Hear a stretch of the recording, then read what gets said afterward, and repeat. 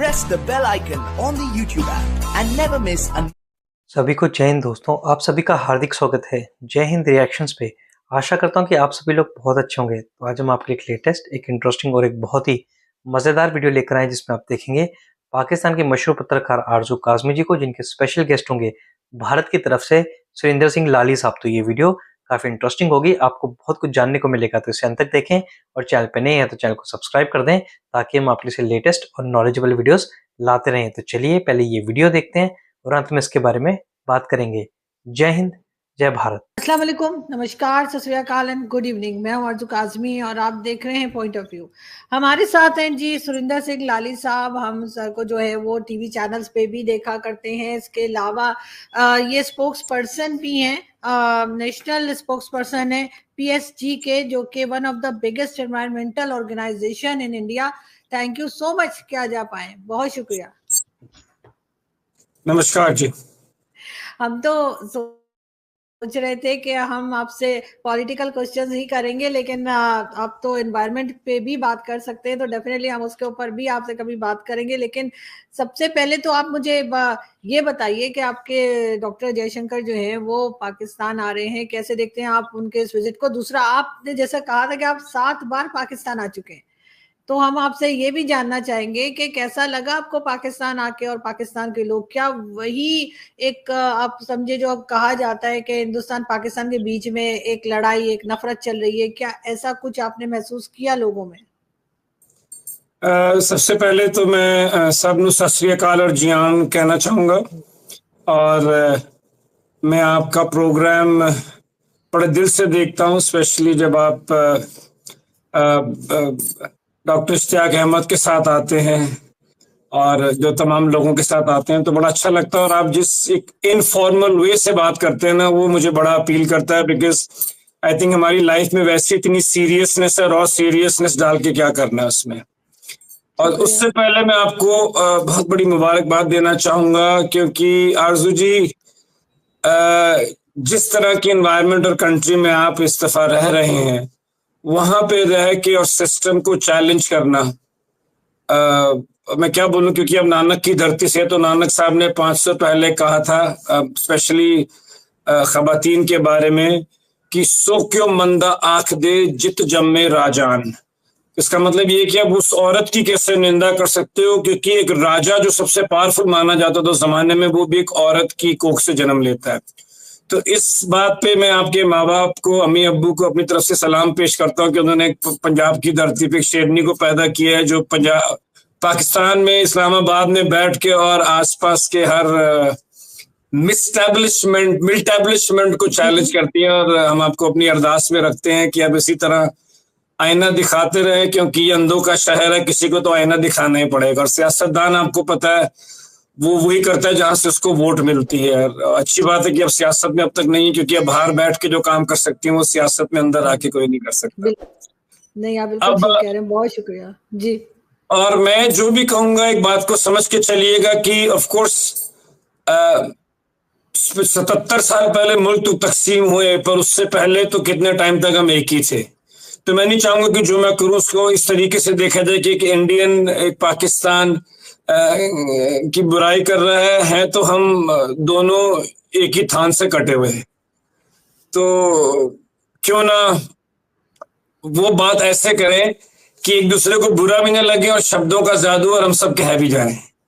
तो उसमें भी एक शेर अर्ज है कि शब्दों को परोसने का सलीका सीख लीजिए साहब। आरजू जी, शब्दों को परोसने का सलीका सीख लीजिए साहब, क्योंकि गुलाब भी ठीक से पेश ना करो तो कांटे चुभ जाते हैं।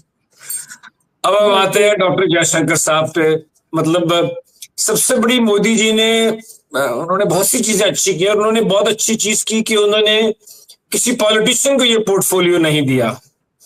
क्योंकि वही बात है, जब पॉलिटिशियन आता है तो वो फिर सबसे पहले अपनी वोटें लेके चलता है। और जयशंकर साहब इज अ करियर डिप्लोमैट, तो उन्हें इलेक्शन नहीं लड़ना, उन्हें राज्यसभा से लाया गया। तो वो ऐसी बात नहीं करेंगे कि फलानी कम्युनिटी की वोट मिले या ढिंगानी की। तो वो एक बड़े फोकस्ड आदमी, उन्होंने जो करना है उन्होंने करना है। और वो पाकिस्तान इस एजेंडा के साथ आ रहे हैं कि मैं आ रहा हूं, मैं SCO की मर्यादा रखूंगा, क्योंकि मैं ना आता तो कोई फर्क नहीं पड़ना था, बट एक मर्यादा होती है, एक डेकोरम होता है। पर मैं इंडो पाक इशू पे कुछ नहीं बोलूंगा, क्योंकि वहां पे आपको पता है इंडिया ने एक स्टैंड लिया हुआ है कि जब तक हम इस टेररिज्म के, क्रॉस बॉर्डर टेररिज्म को हम सॉल्व नहीं करेंगे, हम आपसे बात नहीं करेंगे। तो वो आ भी रहे हैं, वो नहीं भी आ रहे हैं। वो आ रहे हैं एक मर्यादा रखने के लिए, एक डकम रखने के लिए, कोड ऑफ कंडक्ट रखने के लिए। वो नहीं भी आ रहे हैं क्योंकि मुझे नहीं लगता वो किसी तरीके के बायलैटरल जिस तरह के वो बाकी कंट्रीज में जाके करते हैं वो करेंगे। तो मेरी समझ से ये कहता है। अब आपने कहा कि मैं बहुत दफा आया हूं। अब पाकिस्तान को समझना बड़ा मुश्किल है। वो एक नुसरत साहब की था कि तुम एक गोरख धंधा हो, तो समझ नहीं आता कि जब हम आते हैं तो इतना प्यार मिलता है इंडियंस को, पंजाबियों को, सिखों को, लेकिन फिर जब आप आके यहाँ पे वो जो एक्सपोर्ट कर देते हो मुंबई के लिए और उरी के लिए, तो बड़ी मुश्किल में पड़ जाते हैं हम कि समझ नहीं आ रहा क्या करूं। एक तरफ मेरे रब दा कर, दूजी तरफ मेरे यार दा, किस तरफ जावा ही खड़ा में विचार दा।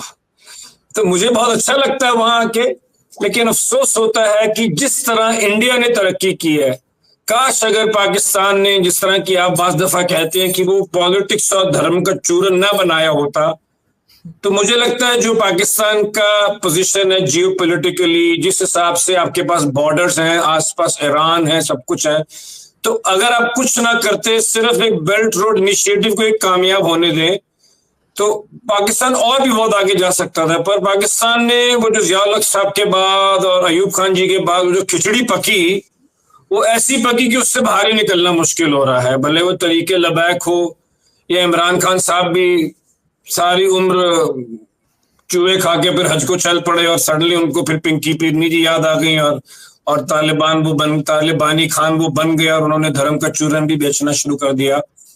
तो मुझे लगता है कि पाकिस्तान के पास बहुत पोटेंशियल है और सबसे बड़ा पोटेंशियल ये कि आपके पास दुनिया की one of the fastest growing economy से, जो कि हिंदुस्तान है।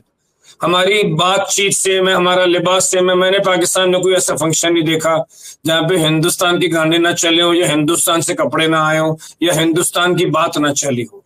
और वो चीन से आप करते रहो दोस्ती, पहाड़ों से भी बड़ी और समुद्र से भी नीचे, और हम हैं नहीं चाइनीज फूड वाले, हम हैं मक्की दी रोटी सरसों का साग वाले ही हैं। तो मुझे लगता है कि अगर पाकिस्तान हिंदुस्तान से यारी डाल लेता है और समझ जाता है कि हमारा डीएनए तो एक है, तो पाकिस्तान की काफी प्रॉब्लम सॉल्व होंगी। और उसके लिए अगर आप चाहेंगे मैं बाकी प्रोग्राम पे उस पे आऊंगा, अगर आपको कोई और सवाल है, क्योंकि मैं चाहूंगा कि सेकंड पार्ट पे हम सॉल्यूशंस की बात करें, फर्स्ट में हम प्रॉब्लम की करेंगे। तो आप बताना जब इंटरवल होगा तो मैं फिर सॉल्यूशन अपनी तरफ से दूंगा। अभी आप बोलिए। जी जी, नहीं आप अपनी बात जारी रखिए। ये तो थोड़ा टीवी चैनल से डिफरेंट होता है यूट्यूब, इसमें तो इंटरवल या इसमें तो कमर्शियल्स नहीं आएंगे, लेकिन आप अपनी बात जारी रखिए क्योंकि लोग आपको सुनना चाहते हैं और आपको सुनने के लिए ही हमने आपको इनवाइट किया है। लेकिन करतारपुर कॉरिडोर भी इमरान खान साहब ने जो है उसको भी बनाया, या कह लीजिए कि इनॉग्रेशन इमरान खान के टाइम पर हुआ। आपको लगा कि कोई पॉजिटिव साइन था वो, या वो भी आपको कहीं ना कहीं उसमें भी कोई सियासत या पॉलिटिक्स नजर आती है? देखिए, सियासतदान इंडिया या पाकिस्तान हो, अमेरिका हो या किर्गिस्तान हो, बिना सियासत के करता नहीं है। उसकी हर बात में सियासत तो होती, बात को समझें। सियासत तो मैं इसमें दोनों बातें कहूंगा। पहले मैं उनको क्रेडिट दूंगा कि उन्होंने ये किया करतारपुर का, पर इसमें हमारे यहाँ पॉलिटिशियंस बहुत डरते थे कि अब ये ना हो कि इसके अंदर वो लोगों को भेज ना दे यहाँ पे, या हमारे लोगों को वहां पे, जो आपको पता है कि 1980 से चल रहा है।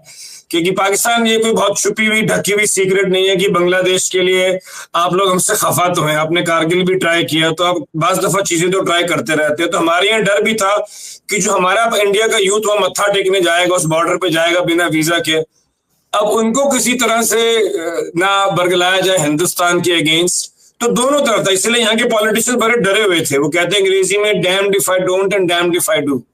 तो अगर नहीं जाते हैं तो कौम नाराज होती थी, क्योंकि 5 करोड़ हिंदुस्तान में नाम लेवा है, हमारे पंजाब की पॉपुलेशन 3 करोड़ है, तो इतने लोगों को नाराज नहीं कर सकते। पर डरते ये थे कि अब पाकिस्तान की ISI वहां से ऑपरेट ना कर रही होगी, पता चलेगी वो गया तो था हिंदुस्तानी बन के, वो आया तो फिर वो थोड़ा सा दूसरी लाइन पे चढ़ पड़ा जो ISI ने उसे चूरन खिलाया हो। तो दोनों फीलिंग्स थी इसमें। लेकिन सर ये शक तो दोनों कंट्रीज में रहता है। हमारे यहाँ भी यही होता है कि कहा जाता है कि जी बलूचिस्तान में भारत जो है वो कुछ लोगों को भेज रहा है, और हम यहाँ से ये कहते हैं और वहां से रा आप भी कश्मीर का रा कहते की हैं। बात कर रहे हैं, अब रा की। सर वो एक हमने पकड़ रखा है ना, बिठा रखा है, चाय पी रहा है आपका कुलभूषण, तो उसकी बात की जाती है। लेकिन सर इससे आगे निकलना पड़ेगा दोनों कंट्रीज को। आपको नहीं लगता कि कब तक एक दूसरे पे एलिगेशंस लगाते रहेंगे? और ठीक है, मैं मानती हूँ पाकिस्तान की तरफ से कई चीजें ऐसी हुई हैं और कई बार ऐसा हुआ है कि गलत हुआ है, लेकिन उससे आगे निकलने का कोई रास्ता है? आपको लगता है कि डायलॉग होने चाहिए, या आपको लगता है नहीं, बातचीत से कुछ नहीं होने वाला?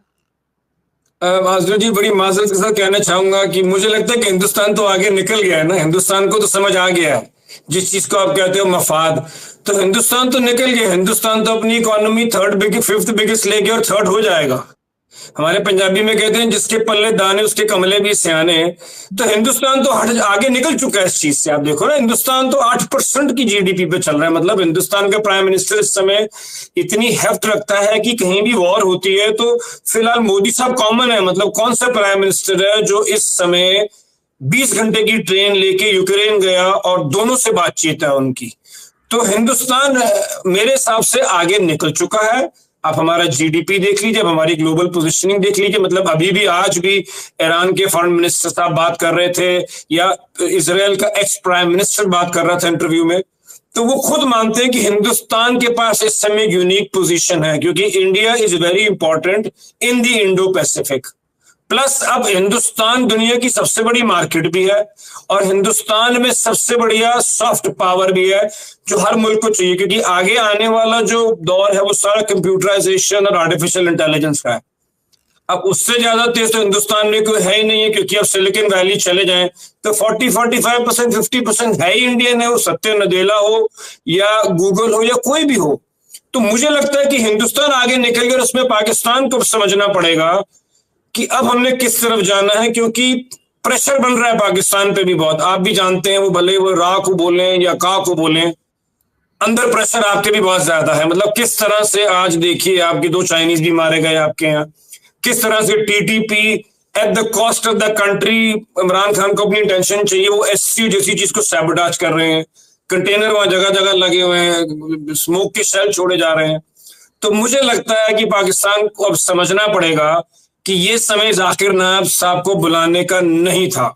इस समय आप बुलाइए नोबेल लॉरियट्स को, इस समय आप बुलाइए मैनेजमेंट के लोगों को, कि आगे कैसे पाकिस्तान का यूथ डंकी का रूट ना ले और एमआईटी और हार्वर्ड का रूट ले। क्योंकि हिंदुस्तान की तरक्की में जितना हमारी मिनिस्ट्री का या प्राइम मिनिस्टर्स का हाथ होता है, उससे बड़ा हाथ है जो हिंदुस्तानी दुनिया भर में बसे हुए हैं।